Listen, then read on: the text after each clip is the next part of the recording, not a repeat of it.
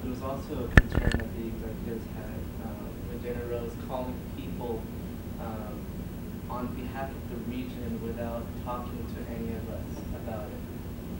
I had received an email, for example, it was an email or phone call from Marianne Estes, who works at the systems office, asking who's Dana Rose and why is she emailing, asking that we, the council, sponsor her trip. I had no idea that none of us decided to do that. Things like this are being done, and 10-minute long voicemails or voice messages are being left on people's phones without the knowledge of the executive board, let alone the region. You know, this causes an embarrassment because when we get calls back saying, who is this person? Why are they calling me? You know, out of the blue, I don't know how to respond to them.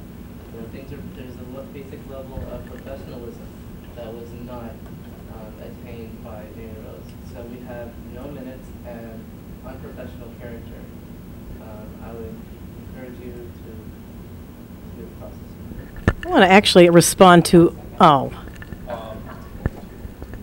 right after the phone call that Ahmed had heard about in the 10-minute, Dana Rose Crystal also contacted my advisor at Citrus College and left 3 7-minute long messages from Citrus College for my advisor. I want to add to that. I mean, your advisor, Adrian, whatever it is, sent this really heartrending letter. Oh, I have this poor, soulful, sad little delegate who's tried to contact Region VIII and had no response at all. I didn't even know it was you. I thought it was this, I kept getting you mixed up with the Cerritos thing, but so I thought this was the girl from Citrus who had voted for David and me on May 12th, and I always felt, oh my God, poor girl. She's trying to get through over and over. That's what the message said. It said she had sent this message saying, your advisor sent this message saying, oh, my poor suffering delegate really is so enthusiastic about Region VIII and hasn't been able to get through, and there's been no meetings, and my delegate has tried to call in teleconferences and no one was on the phone. I was totally heartbroken for this poor person. So I call in and tell her what happened. I told her that there was no meeting. We didn't get any orientation. There was nothing going on, and I see Ahmed's laughing at me, so I think I'll just tape him doing that. Right, Ahmed? Laughing at me? At any rate, shush! At any rate, that was what this phone conversation is about. And maybe we should have this on tape if you're going to start sniping at me about that. 10-minute long conversation. I don't even recall that. All I recall is the one to Adrian, your advisor, and she seemed to have been all upset.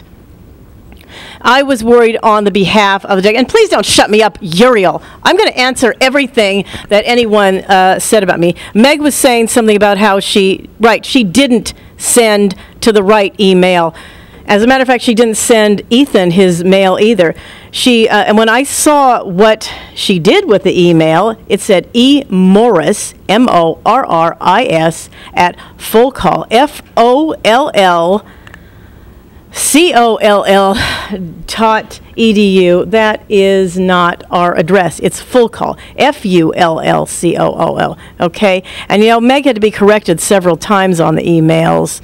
When I arrived at Cyprus on May 12th, Elsa Garcia had actually asked Meg to have sent me emails and to put me on the email list, and apparently Meg was not, she didn't happen to have that.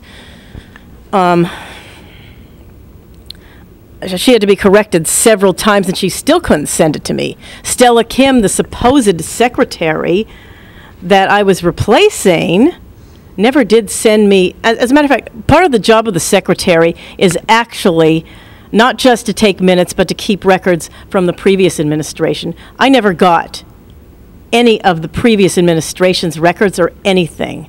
And as for minutes,